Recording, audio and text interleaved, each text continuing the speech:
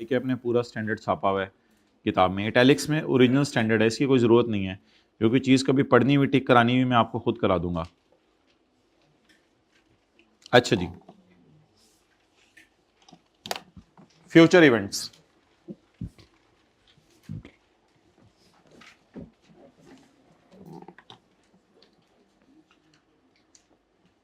Liability record करते हुए future event को सामने रखें या ना रखें, यह हमारा आज का सवाल है पेज 324 पे। इस कॉन्सेप्ट का नाम है फ्यूचर इवेंट्स। आप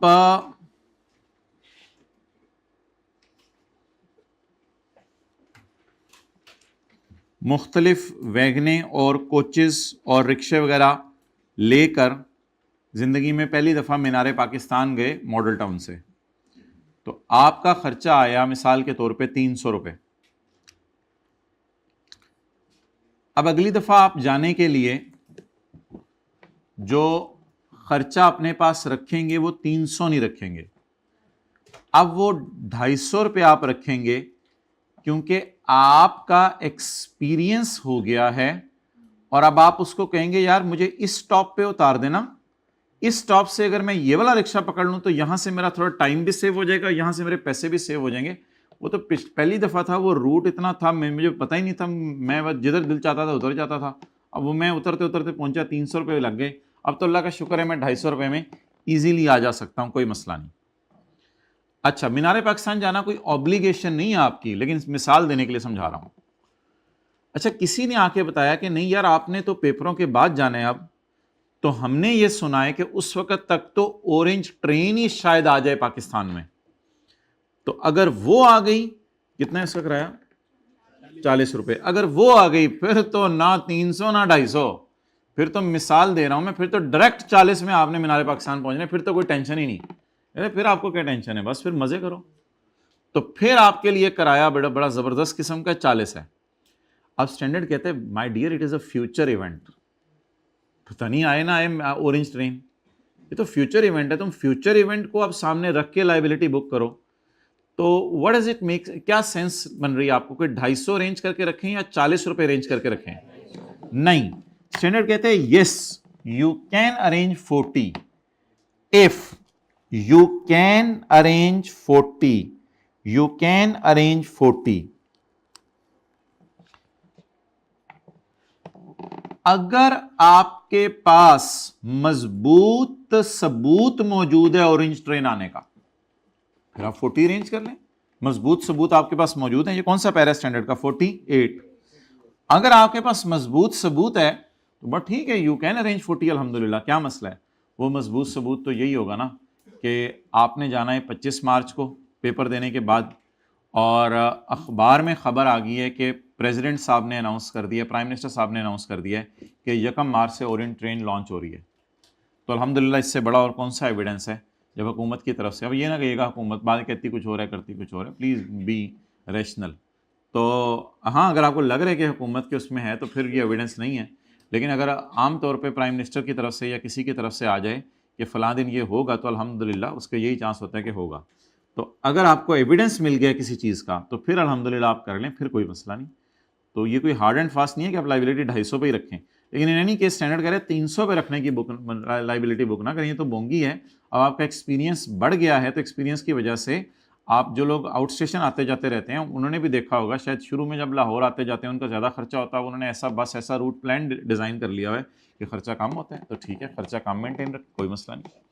तो बिला वजह लाइबिलिटी को बढ़ाने की भी जरूरत नहीं कि 300 पे रखें, और अगर एविडेंस मौजूद नहीं है तो फिर 40 पे लेके जाने की भी तुक नहीं है। फिर लाइबिलिटी को 250 पे मेंटेन रखना एक ज़्यादा मुनासिब चीज़ है। ज़रा कोशिश करें, मुझे बता दें कि 10 लाख लाइबिलिटी है, 8 लाख लाइबिलिटी है, या 8 लाख माइनस 2 लाख 6 लाख लाइबिलिटी है। तसल्ली से ये सिनेरियो पढ़ें और मुझे जवाब बताएं। सॉल्यूशन मैंने छुपा दिया।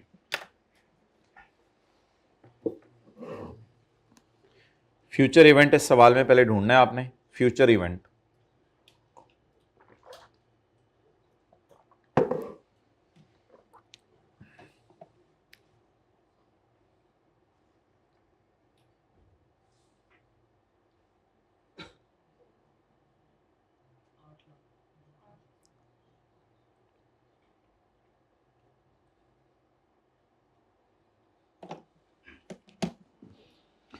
जिन बच्चों ने पढ़ लिया है उनको मैं चाह रहा था वो एक लफ्ज़ हाईलाइट कर लेते हैं, ये लफ्ज़ highlight, chance is not a sufficient objective evidence. ये कोई सफिशिएंट ऑब्जेक्टिव एविडेंस नहीं है। अच्छा, ये हमारी डिस्कशन आज हो रही है रिलायबल एस्टीमेट पे। रिलायबल एस्टीमेट में कितनी ऑप्शंस हैं आपके पास? 3, 10 लाख, 8 लाख, 6 लाख। तो हमारी डिस्कशन किस पे हो रही है? Reliable estimate. रिलायबल एस्टीमेट लगाना है हमने। A company owns a number of nuclear plants, the company is presently obliged to dismantle one of these nuclear plants in 3-year time. Obliged की उसने नेचर नहीं बताई कि लीगल ऑब्लिगेशन है या कंस्ट्रक्टिव ऑब्लिगेशन है। वो नेचर फिर कोई भी हो सकती है, बस प्रेजेंटली ऑब्लाइज्ड है, अल्हम्दुलिल्लाह ऑब्लिगेटिंग इवेंट हो गया है कि आपके ऊपर ऑब्लिगेशन है। वैसे पिछली दफ़ा हमने जब न्यूक्लियर प्लांट डी इंस्टॉल किया था ना, तो मजदूरों ने 10 लाख मांगे थे, लेकिन कंपनी का ख्याल है कि अब जो हम प्लांट डिसमेंटल करेंगे ना, वो अगर वही टेक्नोलॉजी यूज की तो उसमें 8 लाख में कर लेंगे इंशाल्लाह, क्योंकि अब हमारा तजर्बा बढ़ गया। अब हमारा तजर्बा बढ़ गया। जैसे तजर्बा बढ़ता रहे तो आपके पेपर में सवाल करने का टाइम कम होता रहता है उस टॉपिक का। There is however a chance that a completely new technology may be available, कि कोई मशीनें आ जाएं, वो किराए पे मिलें, मजदूरों की जरूरत ना पड़े और वो चीज़ों को वैसे ही तोड़ तोड़ के डिसमेंटल कर दें और उसको स्क्रैप में हम बेच दें। ये एक चांस है, वैसे कहते हैं, वो सुनने में आ रहा है एक चांस ऐसा भी है। लेकिन फिर हमें फर्दर कॉस्ट सेविंग होगी 2 लाख की। फर्दर का मतलब है कि अब 8 लाख में से 2 लाख माइनस करना है, 10 लाख में से नहीं करना। फर्दर का मतलब ये है, फर्दर हमें 2 लाख सेव हो जाएगा। पहले कितना सेव हुआ है? लकीली पहले भी 2 लाख सेव हुआ है, 10 लाख की बजाय 8 लाख। लेकिन अब 8 लाख में से फर्दर 2 लाख सेव होगा और कितना खर्चा होगा? 6 लाख। तो पेपर में हम ये जवाब देके आएंगे। मैं आपको साथ साथ बता रहा हूं जो चीजें याद करनी है, फिर मेरे से कहिएगा ना अलग से कोई सफा में बना के दे दें। Future events that may affect the amount, अंग्रेजियों को आसान करें ना, क्या अंग्रेजियों के चक्कर में पड़े रहने पेपर में। Future events that may affect the amount of obligation shall be reflected अल्हम्दुलिल्लाह in the amount of provision। Future events को रिफ्लेक्ट कर दें, कोई मसला नहीं, ऑरेंज ट्रेन समझ ले आनी है। where there is sufficient objective evidence that they will occur। दे से क्या मुराद है? Future event. ये लाइन पहले लिख के आएंगे पेपर में। आई के अपने वो जिस तरह आई के अपने नीचे सोल्यूशन लिखा उसको छोड़ें, ये लाइन पहले पेपर में लिख के आएंगे, उसके बाद मुझे बता दें आप क्या लिख के आएंगे। इन दिस केस, अंग्रेजी बनाने की कोशिश करें ना। In this case there is only a, आगे से सवाल से ही उठाएं, that completely new technology may be available, बस रुक जाएं। Therefore it is not a sufficient objective evidence, so provision will not be recorded at 6 lakh, rather we will record the provision at 8 lakh। 8 lakh पे provision record करें। छोटी सी वो बात आपने डालनी है तो डाल दें, instead of 10 lakh, because now we have increased experience, और एक्सपीरियंस बढ़ गया, इसलिए मुनासिब है कि 8 लाख पे प्रोविजन कर लें। इसकी अंग्रेजी पढ़ लेते हैं, पता नहीं वो तो ज़री बात है, थोड़ी टेक्निकली होती है, हमारे जैसी नहीं होती। प्रोविजन रिफ्लेक्ट करेगी expected future event with sufficient objective evidence these will occur. मेरे ख्याल से इसने पैरा 48 को आसान करके लिखे, ट्विस्ट मारा एकदम और बस पैरा 48 ख़त्म कर दिया। तो उसकी बजाय अगर आप ये याद कर लेंगे तो ये भी आसान है लाइन, ये तो मुझे ज़्यादा आसान लग रही है। अच्छा, तो खाली अगर ये याद कर लें उसकी जगह तो ये कर लीजिएगा, अगर वो मुश्किल लग रही है इंग्लिश, ये ज़रा इंग्लिश आसान करके लिखी हुई है यहाँ। Since the company has had experience in dismantling plants, it is argued that expected cost saving through this experience is reasonably expected to occur।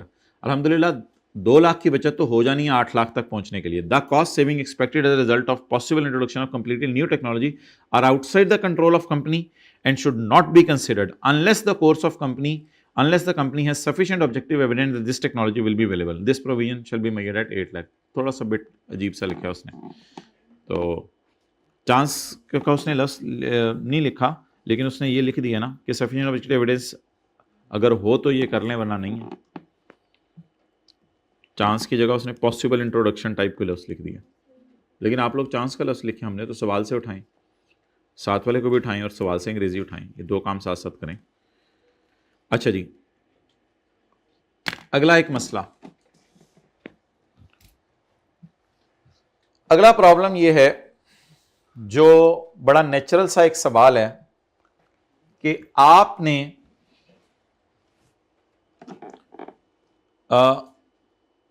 सोचा है कि मैं प्लांट डी इंस्टॉल करूंगा मजदूरों को पैसे देकर। तो मजदूरों को मैंने पैसे देने हैं 10 लाख, और जो प्लांट का स्क्रैप होगा वो बिक जाएगा 3 लाख में। तो मजदूरों को देने हैं 10 लाख, प्लांट का स्क्रैप बिकेगा 3 लाख, तो 10 लाख माइनस 3 लाख, 7 लाख नेट मजदूरों को पेमेंट करनी पड़ेगी। 3 लाख उधर से पकड़ के दे दूंगा, 7 लाख अपनी जेब से दूंगा। तो सवाल यह है कि should I net these two figures?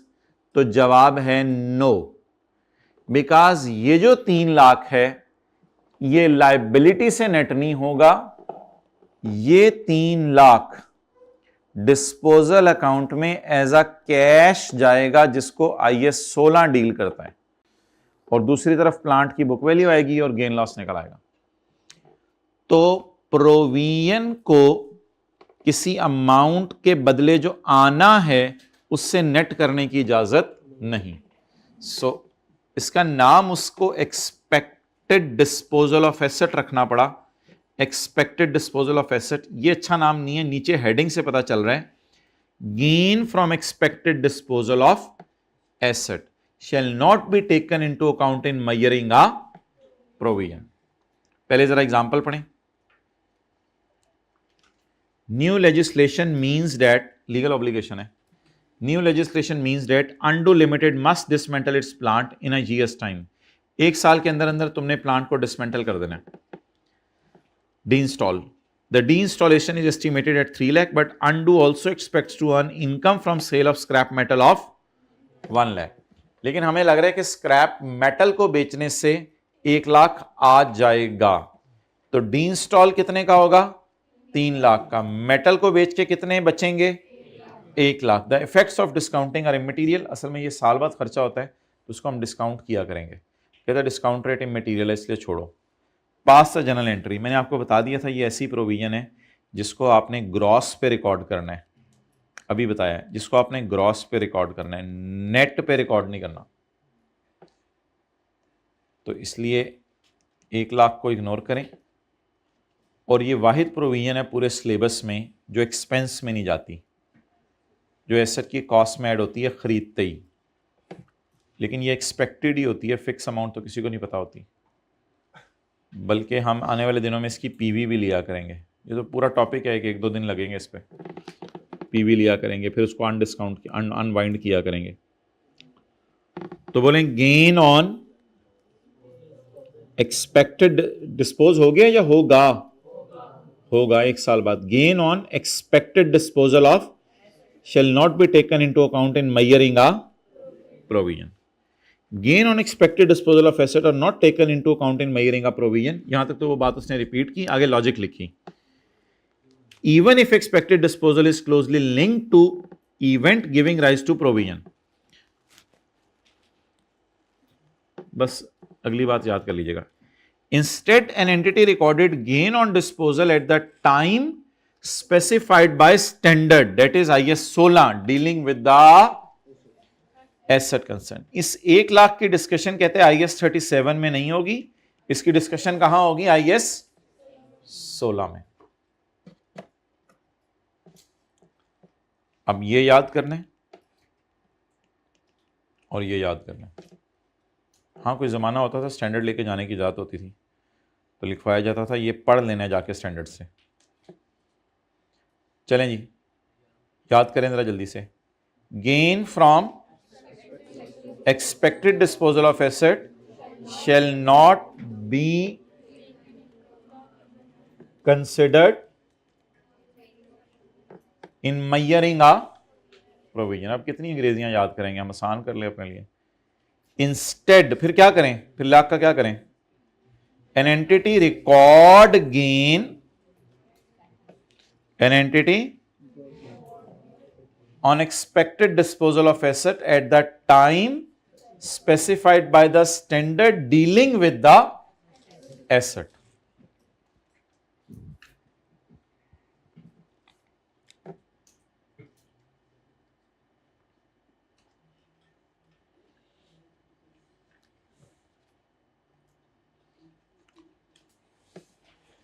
ये सबसे मेन पेज हमारा आ गया स्टैंडर्ड का।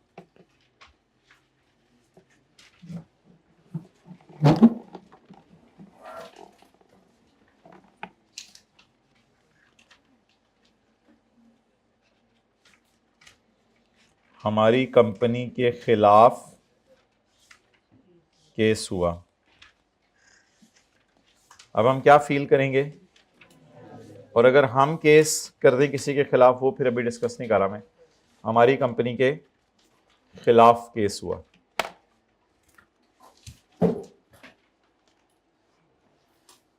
अगर ये सिनेरियो है तो जर्नल एंट्री कर दें, अगर ये सिनेरियो है तो यूज़र को कहानी लिख के बता दें, जर्नल एंट्री ना करें, और अगर ये सिनेरियो है तो फिर ऐसी सूरत के अंदर जो है वो आप ना जर्नल एंट्री करें और ना यूज़र को बताएं। असल में यूज़र बिला वजह परेशान हो जाता है। अब मोटी मोटी सी बात यह है, अगर लॉयर कह रहा है केस हारने का चांस ज़्यादा है तो जर्नल एंट्री कर दें, अगर लॉयर कह रहा है कि केस हारने का चांस कम है तो आप डिस्क्लोज कर दें, और अगर लॉयर कह रहा है कि केस नहीं हारेंगे आप इंशाल्लाह, तो फिर ऐसे बिला वजह एंट्री करना या यूज़र को लिख के बताना, यूज़र भी परेशान होंगे, पता नहीं यार क्या मसले मसाइल चल रहे हैं कंपनी में, तो फिर कुछ करने की ज़रूरत ही नहीं है। और ज़िंदगी में कई दफ़ा ऐसा होता है, कुछ आप कर जाते हैं, जाते जाते किसी का मोटरसाइकिल हिट करके कुछ करके, अगला मुस्कुरा के चला गया, बहुत ही हाई लेवल का बंदा था, वो मुस्कुरा के चला गया। अब आपको पता है कि उसने आपके खिलाफ केस नहीं करना, बस ठीक है आपके पे लाइबिलिटी है, लेकिन क्या रिकॉर्ड करने की ज़रूरत है, वो लाइबिलिटी है ही नहीं, तो क्योंकि आपको लग रहा है इस बंदे ने क्या कहना है मुझे, ठीक है। तो वज़ीर आज़म की गाड़ी का बम्पर आपने तोड़ दिया और वज़ीर आज़म निकला, स्माइल किया, यार आइंदा ध्यान से चलाना, और निकल गया। अब ठीक है, ठीक है, क्या अब आपने जुल्म तो कर दिया, पास्ट इवेंट हो गया है, लेकिन ऑब्वियसली अब क्या करें, रिलैक्स हो जाए, कोई मसला नहीं, क्या है। ओके, अच्छा जी, लाइबिलिटी साइड, हमारे खिलाफ केस हो गया। मिसाल के तौर पर एम्प्लॉयज़ ने केस कर दिया होंडा के ओनर्स के खिलाफ कि फैक्ट्री के अंदर आग लग गई है, या कस्टमर्स ने होंडा के खिलाफ केस कर दिया कि सारी गाड़ियों के जो इंजन हैं वो एक एक करके ख़राब हो रहे हैं, तो कोई भी हमारे खिलाफ केस कर सकता है। तो ये अल्हम्दुलिल्लाह हम कल पढ़ चुके हैं। 3 बातें हों, present obligation due to a probable outflow और रिलायबल पास जर्नल एंट्री। इसमें डिस्क्लोज भी करते हैं, डिस्क्लोज का मतलब होता है थोड़ी सी अंग्रेजी लिख के बता दो कि कहानी क्या चल रही है, लेकिन जर्नल एंट्री कर दें आप। There is a present obligation due to a past event. Probable outflow का क्या मतलब है, मोर देन 50%। ये थोड़ा सा मजे की इंग्लिश है, ये पढ़ें, मोर लाइकली देन नॉट, होने का चांस ना होने की बनिस्बत ज्यादा है। मोर लाइकली भी लफ्ज काफी था, लेकिन कभी कभी वो देन नॉट का लफ्ज आगे डाल देता है तो बच्चे परेशान हो जाते हैं। तो देन नॉट का लफ्ज से क्या फर्क पड़ता है, होने का चांस ना होने की बनिस्बत ज्यादा है, मोर लाइकली देन नॉट, इसका मतलब प्रोबेबल हुआ करेगा। असल में प्रोबेबल का मतलब होता है हाई चांस है, ठीक है। तो जैसे टीचर कहते हैं it is a probability, it is very much probable कि कल मैं छुट्टी करूंगा, तो मींस के ज्यादा चांस है, कहता नहीं ऐसा टीचर, लेकिन अच्छा, और रिलायबल एस्टीमेट, डन। लेकिन अगर ये दोनों बातें तो पूरी हो रही हैं, लेकिन अंदाजा नहीं लग पा रहा अमाउंट का, क्योंकि केस ही ऐसी नेचर का है कि पाकिस्तान में पहले कभी हुआ नहीं, और केस अब उसका अंदाजा नहीं लग पा रहा, फिर मजबूरन कैसे मैं जर्नल एंट्री करूं, मुझे अमाउंट ही नहीं पता, तो फिर इस प्रोबेबल वाले सिनेरियो को यहीं डालना पड़ेगा, लेकिन इसको अब मजबूरी में जर्नल एंट्री नहीं करेंगे, सिर्फ कहानी सुना के आएंगे यूजर्स को। Present obligation due to a probable no reliable, असूली तौर पे एंट्री बन रही थी लेकिन अमाउंट नहीं पता चल रही, कोई वन ऑफ इवेंट हो गया, आपने जाते हुए किसी का सैटेलाइट जो है वो उसकी वो जो पतंग की डोरी डाल के खींच लिया, तो अब वो आपने बोंगी मारी, अब लॉयर कहते हैं ठीक है केस तो हारेंगे, ऐसा बुरा हारेंगे, आपकी सोच है।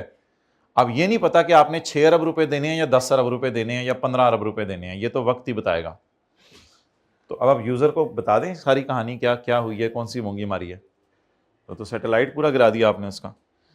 कॉन्टिंजेंट लायबिलिटी, इसका नाम क्या रखेंगे, कॉन्टिंजेंट लायबिलिटी। लेकिन ये लायबिलिटी रिकॉर्ड नहीं होती, ये क्या होती है, सिर्फ डिस्क्लोज। शायद आपको 2-3 दिन पहले IS 28 के एक सवाल में मैंने बताया था कि कॉन्टिंजेंट लायबिलिटी डिस्क्लोज की हुई है सब्सिडरी ने अपनी किताबों में, तो मैंने कहा था डिस्क्लोज का मतलब मैं आपको बताऊंगा एंट्री नहीं हुई हुई, वो सिर्फ कहानी लिख के यूजर को बताई हुई है कि अंदाजा इतनी अमाउंट का है, लेकिन वो अमाउंट का भी निहायत ही तुक्के वाली अमाउंट है। कई दफा लोग अमाउंट का अंदाजा लगा लेते हैं लेकिन वो तुक्के वाली अमाउंट होती है, वो रिलायबल अमाउंट नहीं होती, इसलिए हम एंट्री नहीं करते, रिस्क नहीं लेते एंट्री करने का। और अगर ये प्रोबेबल पॉसिबल में बदल जाए तो फिर तो आप वैसे ही रिलैक्स हो जाएं, आपको जर्नल एंट्री करने की जरूरत नहीं, क्योंकि आप केस हारने का चांस 50% से कम है। नहीं ज्यादा तो इत्थे आएगा ना,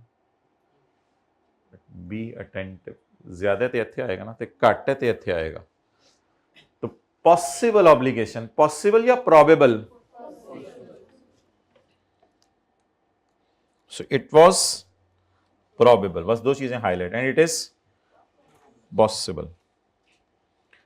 5 to 50%, ये कोई हार्ड एंड फास्ट नहीं है कि 50 के लिए ये रूल है 51 के लिए ये रूल है, स्टैंडर्ड ने प्रोबेबल और पॉसिबल के लफ्ज यूज किए हैं, वो हम अपने समझने के लिए ये परसेंटेज यूज कर रहे हैं। पॉसिबल ऑब्लिगेशन है, मिसाल के तौर पर किसी ने कॉलेज वालों के खिलाफ जो है, वो हमसायों ने कॉलेज वालों के खिलाफ केस कर दिया कि आपके कॉलेज के बच्चे छत पे खड़े हुए थे, तुमको शर्म ना आवे, मिसाल दे रहा हूं। तो अब लॉयर ने कहा कि ये तो अब पूरी दुनिया में चलता, लेकिन ये चलना नहीं चाहिए, अल्हम्दुलिल्लाह आप तो माशाल्लाह समझदार लोग हैं। लॉयर ने कहा कुछ होगा नहीं, परेशान ना हो, 20-30% चांस है वैसे आप केस हार जाएं, लेकिन कहाँ हारना है, बहुत चांस है लेकिन बहुत कम है, बिल्कुल नई वाली बात नहीं उसने की, बहुत कम है, तो फिर हो तो सकता है फिर, तो this is a possible obligation, it will be confirmed by a future event. तो हाँ एक्सेलेंट, फ्यूचर इवेंट नहीं, जज तो नहीं कराए जाते पाकिस्तान में, लॉयर कराए जाते हैं, तो जज बताएगा by future event, not in the control of entity. जज अल्हम्दुलिल्लाह हमारे कंट्रोल में नहीं होते, वो तो उसने माने आगे, not in the control of entity, जज तो हमारे कंट्रोल में नहीं, वो तो मुनसिफाना फैसला करेगा। तो ऐसी सूरत में बच्चों की वजह से याद रहा, ऐसी सूरत में डिस्क्लोज करें कॉन्टिंजेंट लायबिलिटी, डिस्क्लोज करें, रिकॉर्ड करें, बोलें प्रोविजन रिकॉर्ड की जाती है, कॉन्टिंजेंट लायबिलिटी डिस्क्लोज की जाती है, बोलें, बोल दिया, थोड़े आगे चलें, प्रोविजन रिकॉर्ड की जाती है, कॉन्टिंजेंट लायबिलिटी डिस्क्लोज की जाती है। कुछ भी करने की जरूरत नहीं है, हाईलाइट कर लें, रिमोट से देने का चांस, आउटफ्लो इज रिमोट, ठीक है, outflow is remote.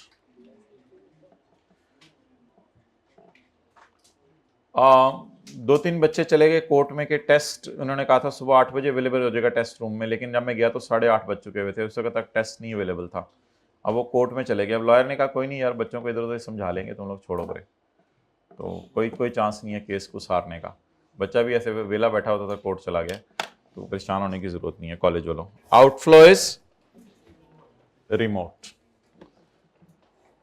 Okay.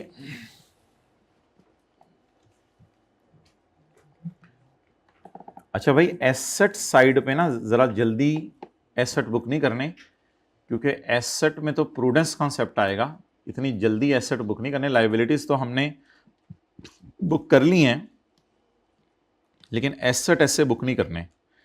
Asset में थोड़ी एहतियात करनी है, prudence concept.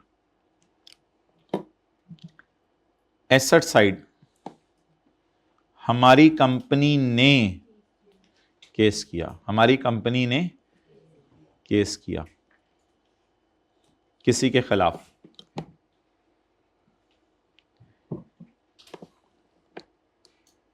Inflow is virtually certain, inflow is virtually certain. College वालों ने ग्री एसी वालों के खिलाफ केस कर दिया कि ये एसी है और गर्म हवा दे रहा, हमने 16 पे रखा हुआ फिर भी गर्म हवा दे रहा, 2-3 कमरों में ऐसा पता चला, और बच्चे के कपड़े देखे वो भी फुल गर्म हुए हुए थे। कहाँ से गर्म हवा निकाल रहा है ये एसी, क्या कर रहा है? तो कॉलेज वालों ने ग्री वालों के खिलाफ केस कर दिया। वर्चुअली सर्टन की मिसालें देता हूं। वर्चुअली सर्टन का मतलब यह है कि या तो ग्री एसी वालों की ईमेल आ जाए कि हमने मान लिया, हम आपको पैसे देते हैं, या अगर आपने इस एसेट की इंश्योरेंस कराई है तो इंश्योरेंस कंपनी वाले मान जाएं, या जज का आपके हक में फैसला आ जाए लेकिन अभी पैसे ना मिले हों, तो आप रिसीवेबल बुक कर लें, एंट्री कर लें, रिसीवेबल डेबिट और इनकम क्रेडिट, क्योंकि अब अगले से आपको पैसे आने हैं। अब एक्सपेंस डेबिट पेबल क्रेडिट नहीं, एंट्री उल्टी कर दें, एंट्री उल्टी करनी है और कुछ नहीं करना, मैं कह रहा हूं एंट्री उल्टी कर दें, रिसीवेबल डेबिट इनकम क्रेडिट। लेकिन 95% से ज्यादा, ऑलमोस्ट 100% ही होता है। मतलब ये कि इंश्योरेंस कंपनी ने वादा कर लिया है, एग्रीड कि मैं आपको दे दूंगी, या कंपनी ने एग्रीमेंट कर लिया फाइनल इंश्योरेंस कंपनी से, या ग्री एसी वाले मान गए हैं, या जज ने हमारी फेवर में फैसला सुना दिया है, तब एसेट बुक करें। लॉयर कसम भी खा दे, इसमें नहीं खानी चाहिए जिंदगी में, लेकिन लॉयर ने कसम खा के, मैं कसम खा के कहता हूं 100% चांस है कि तुम केस जीतोगे। हमने कहा 100% पे चांस क्यों बोला? कहते वो अलग बात है, लेकिन 100% चांस है कि तुम केस जीतोगे। भाई लॉयर की बात नहीं माननी। फिर आप कह रहे हैं सर 100% नहीं, 100% किस मानी में है वो थीम समझने की कोशिश करें। मोर देन 95% का चांस है कि बस पैसे मिलना यकीनी हो गया है। लॉयर के मुंह से 100% भी निकल जाए तो उसको हमने 100% नहीं मानना। तो इसलिए कोई बंदा जितनी मर्जी गारंटियां दे दे आपको मैं अगले से पैसे निकलवा दूंगा, जब तक आप अगले के मुंह से ना सुन लें कि पैसे मिलने हैं, तो आप अगले की गारंटियों को कहते हैं छोड़ परे, अगले को ना ले। तो इसलिए इसमें स्टैंडर्ड की थीम ये है कि अगला मान जाए तो एसेट बुक करें, अगला मानना ही नहीं तो फिर कौन सा एसेट है। अच्छा, अब अगर यहां 550 से 95% चांस है पैसे मिलने का, यानी लॉयर से आपने पूछा, उसने कहा केस जीत जाएंगे, इसको भी मैं 50 से 95 ही कहूंगा, लॉयर की बात नहीं माननी। केस जीत जाएंगे, या लॉयर ने कहा 70-80% चांस है केस जीत जाएंगे। तो लॉयर ने अगर आके स्टेटमेंट दिया कि केस जीत जाएंगे, तो अब आप अल्हम्दुलिल्लाह केस जीत नहीं, ये बात नहीं कि जीत जाएंगे, अब हो सकता है जीते, हो सकता है, लेकिन हाई चांस है जीतने का अल्हम्दुलिल्लाह। So very very high chance. थोड़ी देर पहले हमने हाई चांस की जनरल एंट्री की थी। अब हाई चांस का नाम इधर कॉन्टिंजेंट एसेट है, उधर लो चांस का नाम कंटिंजेंट लायबिलिटी था। ऋषिद गेम सही ऑन हो गई है, सेट पे हट जाऊं। उधर लो चांस का नाम कंटिंजेंट लायबिलिटी था क्योंकि वो लायबिलिटी साइड थी, इधर हाई चांस का नाम कंटिंजेंट एसेट है। इसको प्लीज रिकॉर्ड ना कीजिएगा, रिकॉर्ड नहीं करना, सिर्फ क्या करना है। लॉयर ने कहा जी अल्हम्दुलिल्लाह केस जीतेंगे, अल्लाह का शुक्र है कई सालों से मैं से केस लड़ रहा हूं, आप केस जीतेंगे, और वो जीतेंगे तो देखी जाएगी। फिलहाल आप यूजर को लिख के बता दें, ऐसे रिसीवेबल बुक कर लिया, कल रिसीव ना हुआ तो यूजर ने लड़ना है। और इस एंट्री का तो इतना भयानक नुकसान होता है कि ये एंट्री करने की वजह से प्रॉफिट बढ़ जाता है और आप डिविडेंड भी बांट जाते हैं, बाद में पैसे आते नहीं। तो इसलिए ये एंट्री बहुत ध्यान से करनी है, या तो अगला ईमेल कर दे, या जज कह दे, या इंश्योरेंस कंपनी कह दे। आपको इनसे गारंटी मिल जाए तो ठीक है, अदरवाइज वो किसी और बंदे का कह देना कि आप केस जीत जाएंगे, तो ये क्या बात हुई। और अगर अब इन दोनों को उठा के हमने एक ही में डालने लगे हैं ऊपर, लो चांस और नो चांस, बोले लो चांस और नो चांस, इन दोनों को उठा के एक ही में डालने लगे हैं। लो चांस और लॉयर के 30-40% चांस है केस जीतने का, बहुत कम चांस है, या लॉयर के चांस ही नहीं केस जीतने का, आप और केस जीतो। यार नहीं, इस तरह ना कहा करें, शक्ल देखिए अपनी, इस तरह की बातें प्लीज ना किया करें जिंदगी। ये फिक्रा ऐड कर लें, शक्ल देखिए अपनी, ये फिक्रा है जिंदगी में बोलना। ऑब्वियसली आप लोग नहीं बोलेंगे, छोड़े भाई, ये लिखने की जरूरत नहीं है, आपसे एक्सपेक्टेड ही नहीं ऐसी चीज। ओके, तो लो चांस आर, किसी को सिखाने के लिए लिखना तो लिख लें, low chance or no chance. तो ऐसी सूरत में do nothing means no entry and no disclosure. चलें जी, अब मैं आपको 3 मिनट की ब्रेक दे रहा हूं। एग्जाम्पल 5 को तसल्ली से पढ़ लें और पहले ये देखें कि हमने केस किया है या हमारे खिलाफ हुआ है, और फिर मुझे बता दें क्या करना है। जल्दी से सॉल्यूशन पे साथ वाले का हाथ रख दें। नहीं होना।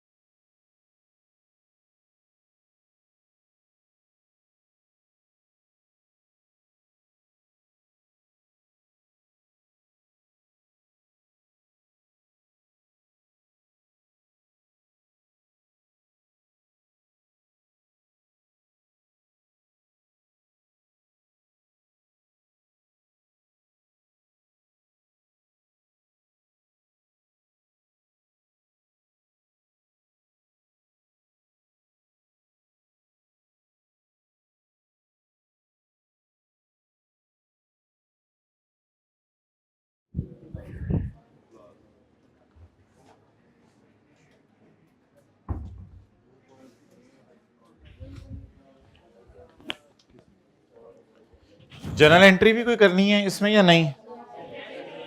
नहीं, रिक्वायरमेंट में तो नहीं करनी, लेकिन वैसे मैं बिजनेस के एतबार से पूछ रहा हूं कि इसकी जनरल एंट्री भी करनी है या नहीं करनी है। Example 5, following information pertains to Jamil limited for the year ended 31 December 2014। साल खत्म होने से 10 दिन पहले हमने दावा किया। आप बता दें, हमने किसी के खिलाफ केस किया या किसी ने हमारे खिलाफ? तो ये उर्दू वाला फिक्रा बनेगा, हमारी कंपनी ने केस किया। हमारी कंपनी ने केस किया जिसमें हमने मुंह खोल के कितना मांगा? 10 मिलियन,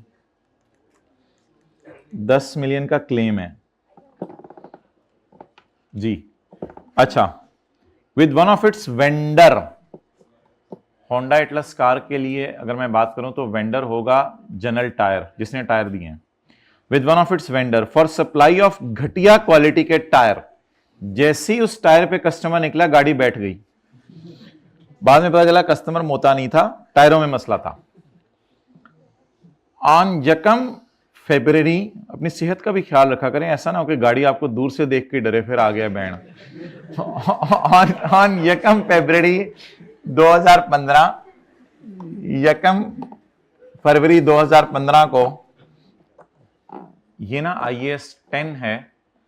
IAS 10 बताएगा कि अगर हमारे साल के बाद, तसल्ली से सुने क्योंकि ये इसने IAS 10 ने भी आना है। IAS 10 बताएगा कि हमारे साल खत्म होने के बाद भी अगर कोई बात हमारे साल के बारे में पता चल जाए तो उसको भी कंसिडर कर लो, अगर अभी तक आपने फाइनेंशियल स्टेटमेंट्स डायरेक्टर से साइन नहीं करवाई। तो आमतौर पे 2-3 महीने लग जाते हैं फाइनेंशियल स्टेटमेंट डायरेक्टर से साइन कराते हुए, इसलिए फिलहाल ये डेट बेशक आप इग्नोर कर दें, मेरी नज़र में ये डेट इंपॉर्टेंट नहीं है, बट IAS 10 जब हम मिला के पढ़ेंगे तब ये डेट भी मैं बताऊंगा। तो थोड़ा सा कॉन्सेप्ट मैंने आपको दे दिया, पता नहीं शायद आपने ऑडिट में भी पढ़ा हो। तो अगर आपने अभी तक फाइनेंशियल स्टेटमेंट्स, असल में प्रैक्टिकली स्पीकिंग बताऊं, फाइनेंशियल स्टेटमेंट्स फाइनलाइज होते होते 2-3 महीने लग जाते हैं, तो उसमें जो डाटा भी हमारे साल के बारे में पता चले उससे बिल्कुल कंसिडर करें, ऐसी क्या बात है। ऑन यकम February 15, vendor agreed to adjust 6 million against future purchase. ठीक है, फ्यूचर में जब मैं टायर खरीदने जाऊंगा तो वो कहते हैं मैं तुम्हें 60 लाख रुपया छोड़ दूंगा जो भी तुम टायर खरीदने आओ, क्योंकि पिछले टायर्स में मैं मसला मानता हूं। तो आई एग्री। मैं बाहर के मुल्क गया हुआ था और जो मेरे एम्प्लॉयज़ थे पीछे से, उन्होंने 2 नंबरी की, गलत टायर बन गए, मेरी गलती है यार, सॉरी, आइंदा इंशाल्लाह मैं एहतियात भी करूंगा और 60 लाख रुपए इंशाल्लाह तुम्हें दे दूंगा, कोई मसला नहीं। तो 6 मिलियन को मैं डालूंगा वर्चुअली सर्टन में। लॉजिक में लिख के आऊंगा सवाल में से, ये लॉजिक में लिख के आऊंगा। आई कैप इस लाइन को ढूंढेगा मेरी, vendor agreed against future purchases. Future purchases में एडजस्ट करें जो मर्जी करें, एंट्री तो यही होगी मेरी, रिसीवेबल डेबिट इनकम क्रेडिट। और जब फ्यूचर में लकीली मैंने अगर टायर ही 6 मिलियन के खरीदे तो फ्यूचर में मैं फिर परचेजेस डेबिट करके पैसे नहीं दूंगा, रिसीवेबल क्रेडिट। ये तो छोड़ें, ये स्टैंडर्ड की एंट्री नहीं है, चक्रों में क्या पढ़ना। फॉर रिमेनिंग क्लेम 4, ये तो फिर साथ साथ करना पड़ेगा ना, इतनी अकल तो होनी चाहिए। फॉर रिमेनिंग क्लेम अमाउंट, जो बकाया मैंने उससे 40 लाख मांगे हैं, 1 करोड़ मैंने उससे टोटल मांगा था, उसमें से 60 लाख उसने मुझे देने का वादा कर लिया है और बाकी 40 लाख रुपया I took up matter with the vendor अब्बू। मैं उसकी पेरेंट कंपनी के पास चला गया। असल में केस शायद यूफोन के साथ चल रहा है और मैं चला PTCL के पास गया हूं कि यार खुदा के लिए कुछ करो। एंड इट इज प्रोबेबल,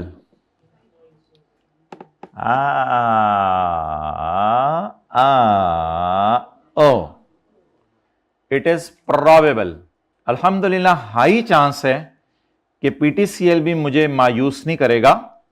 वो कितने परसेंट दे देगा? नहीं 70% टोटल का नहीं, वो तो 100 से भी बढ़ जाना, 70% of remaining 2.8 would be recovered. बाकी कितना बच गया इसके बारे में मैं बात कर लेता हूं, लिख के आने लिखाइएगा, इसके बारे में नहीं भी लिखेंगे तो कोई मसला नहीं, क्योंकि ये 1.2 इन एनी केस यहां पे चले जाना है। ठीक है, क्योंकि वेंडर ने लिफ्ट करा दी है मुझे 6 मिलियन की और उसके अब्बू ने उम्मीद दिलवा दी है, लिफ्ट नहीं कराई उन्होंने उम्मीद दिलवा दी है, और बाकी तो जारी बात है मुझे किसने देना है, मेरे कोई सक्के तो नहीं सारे के, बाकी मुझे दे देंगे, बाकी तो मुझे किसी से भी नहीं मिलना, तो बाकी को मैं रिमोट ही कहूँगा।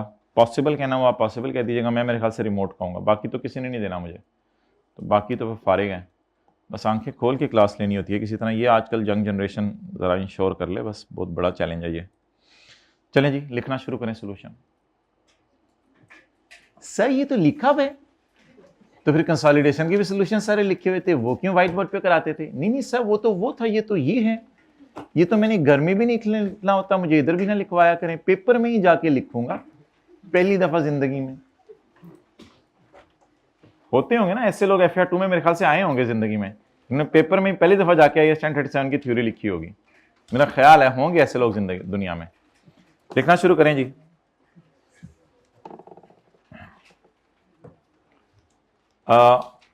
इधर देखें भाई, लिखें claim of ₹6 million, claim of ₹6 million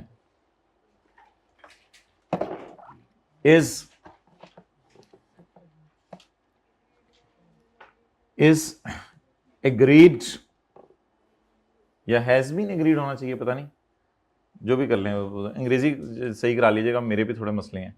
claim of ₹6 million, conceptual error इंशाल्लाह हम नहीं करेंगे, बाकी अंग्रेजी की गलतियां माफ कर दीजिएगा।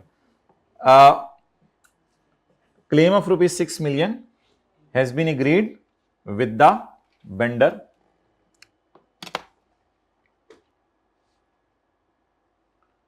सो,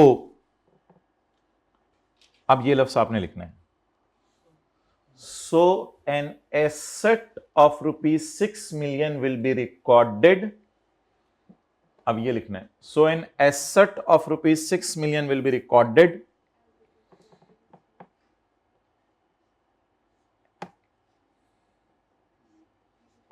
because it is virtually certain, so an asset of ₹6 million would be recorded as it is virtually certain। चलें, अब थोड़ा सा प्रोफेशनल हो जाएं, रिकॉर्डेड को काट के लिखें रिकॉग्नाइज्ड, ताकि आज के बाद यही लफ्ज यूज हो। लेकिन ये करना लफ्ज तब यूज है जब जनरल एंट्री होगी है, वरना ये लफ्ज यूज नहीं करना। अच्छा,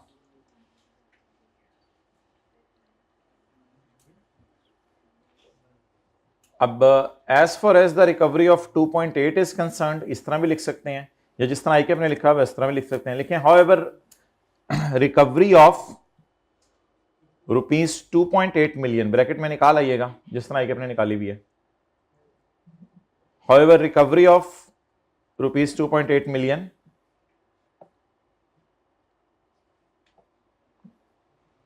अब ये सवाल वाला फिक्रा उठाएं, is probable to be received,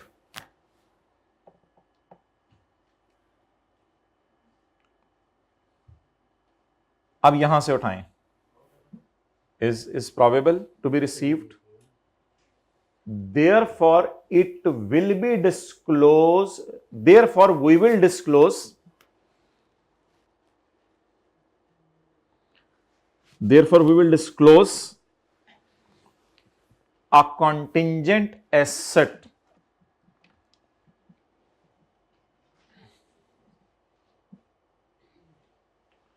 अच्छा अब ना ये बिल्कुल एक नया फिक्रा लिखवा रहा हूं जो कंटिंजेंट एसेट के आगे लिखा करना है। Therefore we will disclose a contingent asset, disclose क्या करना होता है वो सुन लें। Giving brief nature of event, के हुआ क्या, इंफीरियर क्वालिटी चीजें मिली, giving brief nature of event and estimate of financial effect. Estimate of financial effect का मतलब है यूजर को बता दें अंदाजन 28 लाख और मिल जाएगा। ये कंटिंजेंट लायबिलिटी और कंटिंजेंट एसेट का लफ्ज जब भी आया करेगा उसके आगे ये फिक्रा आपने ऐड किया करना है। गिविंग, इधर देखें, डिस्क्लोज करना क्या है, नेचर और फाइनेंशियल इफेक्ट ना लिखें, बस छोड़ें, इतना याद करेंगे हो जाए ना automatically. Giving brief nature of event and estimate of financial effect.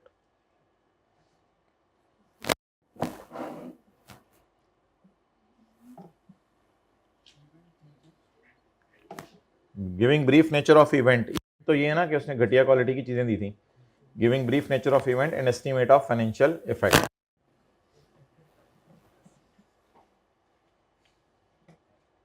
अच्छा, नेचर ऑफ इवेंट लिख के आनी है या ये मैंने लिखना है कि नेचर यूजर को बताएं?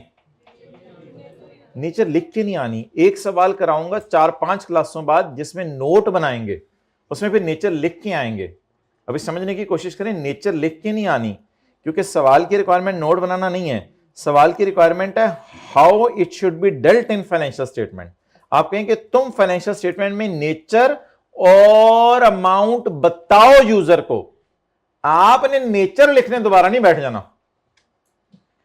और रिमेनिंग क्लेम ऑफ लिखें 1.2 मिलियन।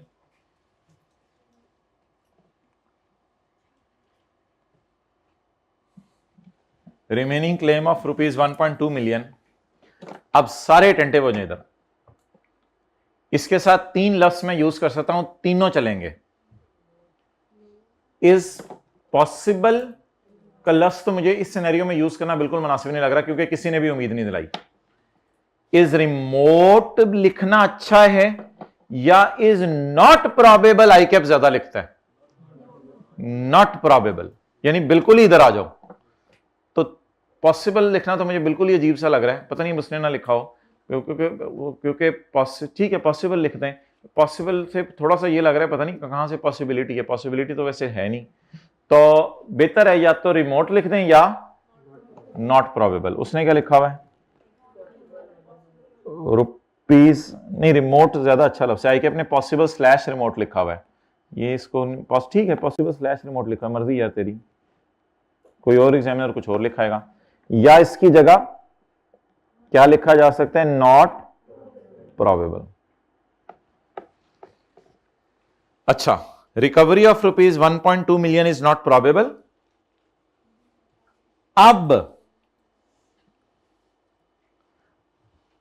अब ये नहीं लिख के आना therefore no entry and no disclosure. अब लिख के आना है therefore it will not be accounted for. No entry तो देसी अंग्रेजी है। Therefore it will not be accounted for and nor be disclosed. लिखें, therefore it will not be accounted for and nor be disclosed.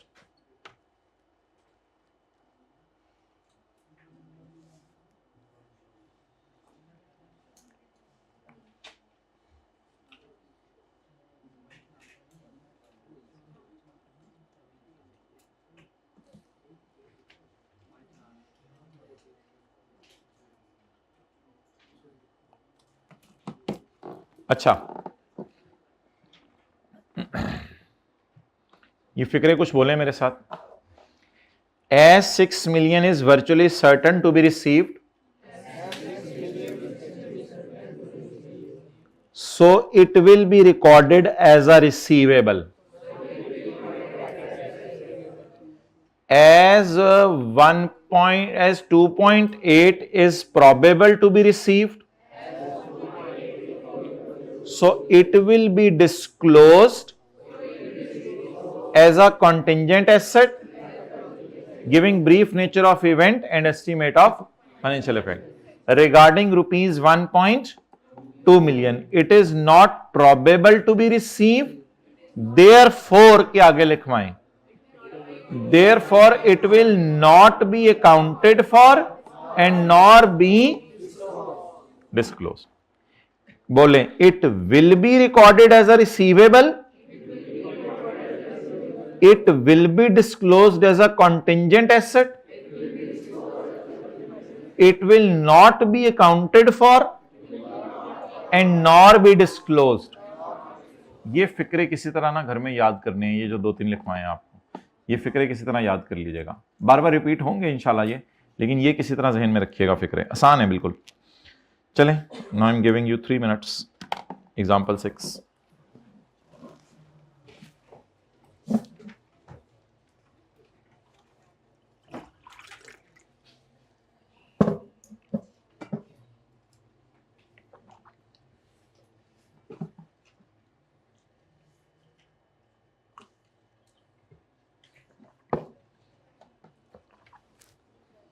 आज आपकी अगर और कोई क्लास नहीं है तो 2 सवाल कर लेते हैं जाइए 28 के। कर लें, ख़त्म ना करें, एक एक करके चलें, ऐसे लोड फील होता है। अब आप इस तरफ आ जाएंगे, बस जिधर चलाओ उधर चल पड़ते हैं। अच्छे लोग हैं आप, अच्छे लोग हैं। जी समझ नहीं आई? ठीक है, बाकी को ऐसे ही गुजार देंगे। ठीक है, लेकिन बस कुछ बच्चों के हालात कुछ माड़े भी होते हैं। कल P2A A2P पे भी कुछ लोगों की चीखें निकल रही थी मुझे एंड पे, तो फिर वो क्या करें, अब हर किस्म के बच्चे हैं। ठीक है, नई एडजस्टमेंट्स पे टाइम नई तो नहीं होंगी, यानी कि नए तरीके से अंग्रेजी लिखी होगी, उनको इंशाल्लाह ज़्यादा देख लेंगे। एग्जाम्पल 6, क्वालिटी गवर्नमेंट्स हो गया, पढ़ लिया सारा।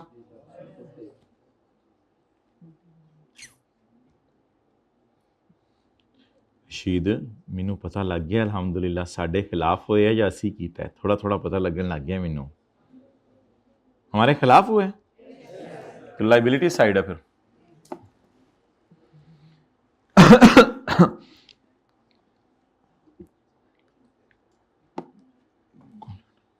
Quality garments limited is a manufacturer of readymade garments.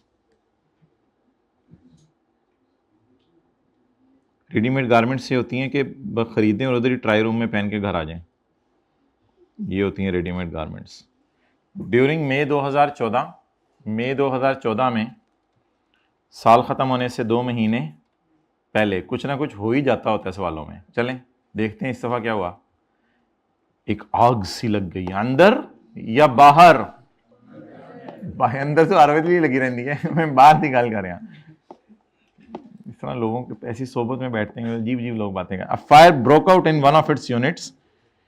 एक आग लग गई है एक फैक्ट्री में, यूनिट्स फैक्ट्रीज होती हैं, which resulted in deaths and severe injuries to a number of workers. बहुत से लोगों की डेथ हो गई है और बहुत से लोगों की इंजरी हो गई है और बहुत से लोग हाइब्रिड में मोबाइल इस्तेमाल कर रहे हैं। बस ये सब साथ साथ ही चल रहा है। अच्छा शुक्रिया, आगे चलें। तो next is families of deceased worker. जाहिर बात है डिसीज्ड अगर वर्कर खुद आ जाते तो फिर आप भाग जाते उनको देख के, तो फिर उनकी रूह होती ना, तो उनकी फैमिलीज आई हैं। सवाल बनाने वाला बड़ा अक्लमंद था, शुक्र है ये नहीं लिखा deceased workers have filed compensation. Family, sorry यार हंसने वाली बातें नहीं है ये। Families of certain deceased workers have filed compensation claims. उन्होंने मांगे हैं या हमने मांगे हैं? उन्होंने मांगे हैं, हमसे मांगे हैं, बिल्कुल 6 करोड़ पे। हूं चुप कर गए। 6 करोड़ पे मांगे हैं। गवर्नमेंट वाले भी आ गए, उन्होंने कहा 3.5 करोड़ फिर हमें भी दे देना, इतने बांट रहे हो तो। हमने कहा तुम्हें क्यों दें, क्योंकि तुम्हारे में मसला है। तो 2 पैसे मांगने वाले आ गए, वो लोग कह रहे हैं 60 दो, हुकूमत कह रही है 35 दो। हम भागे भागे गए एतजाज भाई के पास, जानते हो, बाकियों को पता नहीं इसलिए छोड़ो। फिर एडवोकेट है ना एतजाज एहसन शायद नाम है पूरा। तो हम एतजाज भाई के पास गए, उनका ख्याल है कि हमें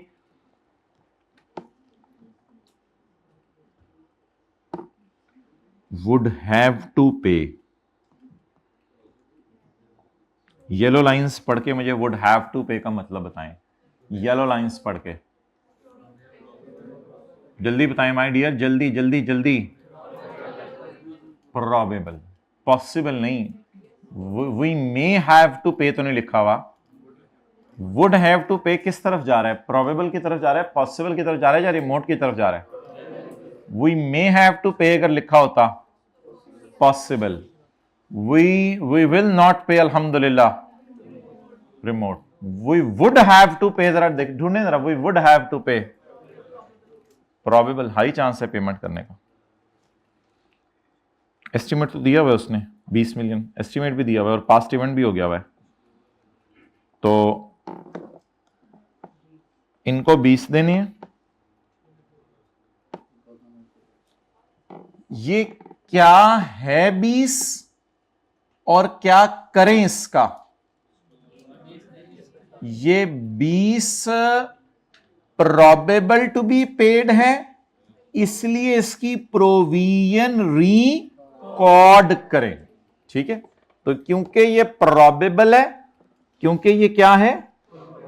प्रोबेबल है, इसलिए इसकी प्रोविजन बनाएंगे। प्रोविजन बनाने का मतलब होता है जर्नल यार इसका डिस्क्लोज भी करते हैं, लेकिन वो पता नहीं आईकैप सॉल्यूशंस में लिख नहीं रहा, क्योंकि इंप्लाइड होता है इसका डिस्क्लोज भी करना, इसलिए खाली हम इसकी प्रोविजन बनाएंगे, लिखाया करेंगे। We will make a provision बनाएंगे यानी जनरल एंट्री करेंगे।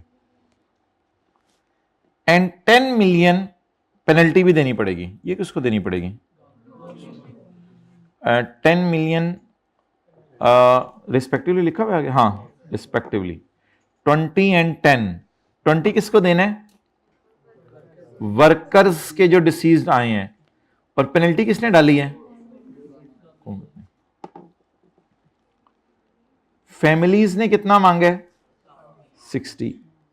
और गवर्नमेंट ने कितना जुर्माना लगाया है? ठीक है, ये जुर्माना कोई ये नहीं होता कि फिक्स अमाउंट होती है, तो जुर्माना ऐसी सूरतों में गवर्नमेंट एक अंदाजे से लगा देती है, फिर बहस करके हम काम कराते हैं। हम कहते हैं ठीक है यार मान रहे हैं लेकिन काम कर दो। तो 10 के साथ उसने क्या लिखा हुआ है? वुड हैव टू पे। तो इसकी क्या बनाएंगे? प्रोविजन बनाएंगे। बाकी जो रह गया उसको फिर डिस्कस कर लेते हैं। अच्छा, अगला पहले पढ़ लें जरा।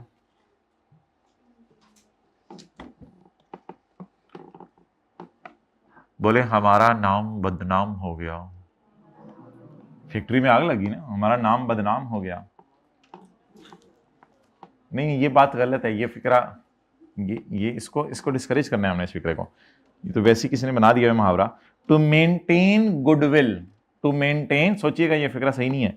To maintain goodwill of the company, company की गुडविल मेंटेन करने के लिए अल्हम्दुलिल्लाह board of director has decided the additional payment to families of deceased worker amounting to 25 million. कहते हैं जिस वक्त वो वर्कर दे दू के चले जाएंगे तो थोड़े अरसे बाद हम उनको दोबारा बुलाएंगे और इनको 2.5 करोड़ रुपया और इंशाल्लाह हम देंगे गुडविल मेंटेन करने के लिए। अल्हम्दुलिल्लाह हमारा डिसीजन हो गया है। डिसीजन ही भी नहीं हुआ, डिसीजन भी नहीं हुआ, अभी तो डिसीजन से भी पहले की बात है। मैंने तो कहा था डिसीजन भी ऑब्लिगेशन नहीं है, ये तो उन्होंने मांगा भी नहीं, ये तो हम वैसे ही दे रहे हैं, ये तो हम वैसे ही दे रहे हैं, तो अपनी खुशी से दे रहे हैं। ठीक है, जैसे आप किसी के मोटरसाइकिल को हिट करें और आप कहें तुम्हारा ये जो बम्पर है और ये सारा नुकसान मैं तुम्हारा बर्दाश्त करने को तैयार हूं, तो आप उससे नुकसान बर्दाश्त करने के बाद जब वो निकलने लगे तो आप सोचें यार मैं जाते हुए इससे ना 1000 रुपये और दे दूंगा, ऐसे जरा खुश हो जाएगा कि यार ये तो 1000 रुपये जाते हुए और दे दूंगा, ताकि आपकी गुडविल रहे। आइंदा कभी आपसे वो शक्ल मिलाए तो कहे यार ये बड़ा शरीफ बंदा था, इसने तो एक्स्ट्रा पैसे मुझे दिए थे। लेकिन ये आप अभी सोच रहे हैं, सोच रहे हैं, बताएं। इन टेंशन, टेंशन वो वाली नहीं, इरादे वाली। Intentions are not unless they are, जब तक कम्युनिकेट नहीं होगी। ये कहां से, ये तो प्रोबेबल पॉसिबल रिमोट से पहले की गेम में कि ये प्रोविजन ही नहीं है, ये तो सिरे से इसकी लायबिलिटी बुक ही नहीं होनी, क्योंकि इसमें अभी तक कम्युनिकेशन नहीं हुई। तो ये तो वो जो सुबह बात की थी फिल्टर्स फिट करने वाली, और कल बात की थी दरिया को साफ करने वाली, ये तो उस तरह की बात है ना। ये लीगल ऑब्लिगेशन है गुडविल मेंटेन करना, और क्योंकि कम्युनिकेट नहीं हुई इसलिए कंस्ट्रक्टिव ऑब्लिगेशन भी नहीं है। ठीक है मेरे भाई, दीवार के साथ जिन्होंने सर लगाया हुआ है, दीवार गिर सकती है माय डियर, से ना किया करो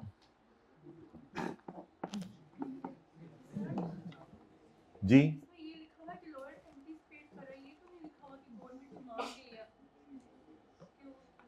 नहीं, ये तो यार सदा सी बात है ना, जब भी हुकूमत हमारे खिलाफ केस किया करेगी या कोई बंदा हमारे खिलाफ केस किया करेगा, तो लॉयर एंटिसिपेशन को हम एक अच्छा एविडेंस लिया करेंगे, because he is an expert, वो एक एक्सपर्ट है, तो एक्सपर्ट की ओपिनियन को मानेंगे।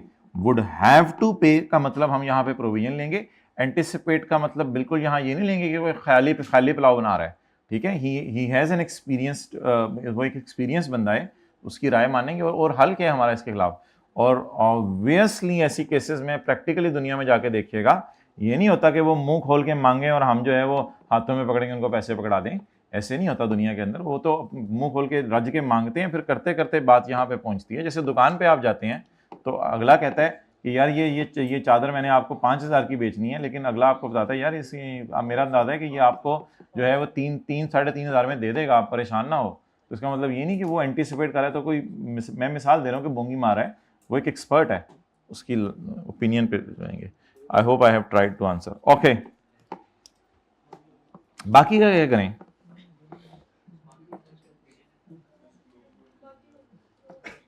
बाकी अच्छा, मेरा दिल ये कह रहा है कि 60 था, अभी 35 को छोड़े ना, एक एक करके डिस्कस करें। 60 में से कितना आपने इधर डाल दिया?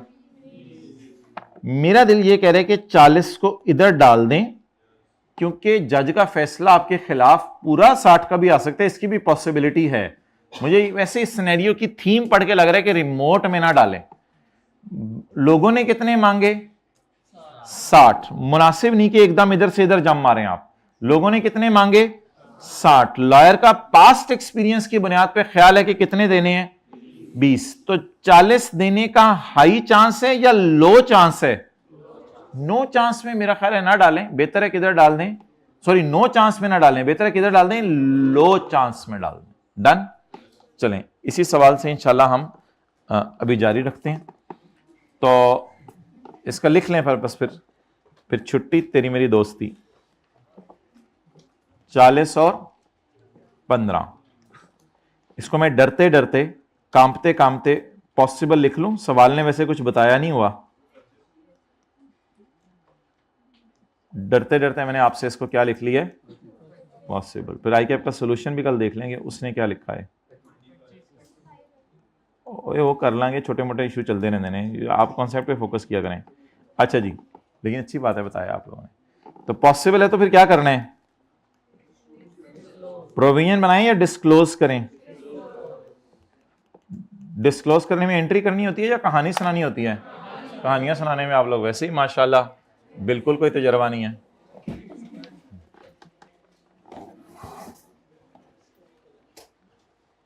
ठीक है जी। अच्छा, बेंचमार्क सामने होना तो इंसान फिर पूरी जिंदगी स्ट्रगल करता रहता है, अगर बेंचमार्क सामने ना होना तो स्ट्रगल करना मुश्किल होता है। शायर ने एक शेर कहा था, शायर तो इस दुनिया से जा चुके हैं शायद, ये बात किसी को मालूम नहीं, ये मोमिन कारी नजर आता है, हकीकत में है कुरान। तो ये चैलेंज, ये आपका बेंचमार्क ये होना चाहिए कि साथ वाला आप दोस्त कहें ये तो चलता फिरता कुरान है, यानी देख लो ना इसकी ज़िंदगी में झूठ है, ना गीबत है, ना किसी ने गाली दी, ना इसने कभी सुनी, ना आंखों से गलत देखा, ना कानों से गलत सुना, ना हाथ से कभी मोबाइल पे ऐसा टाइप किया कि अल्लाह नाराज़ हो। तो ये आपका ऑब्जेक्टिव होना चाहिए। तो यहाँ तक पहुँचते पहुँचते बस फिर ज़िंदगी गुजार दें। दोबारा इंशाल्लाह हम मिलेंगे 1:55 पे। 2 बजे कर लें, 2 बजे कर लें, 2 बजे मिलेंगे, बस जल्दी आ जाना है बस।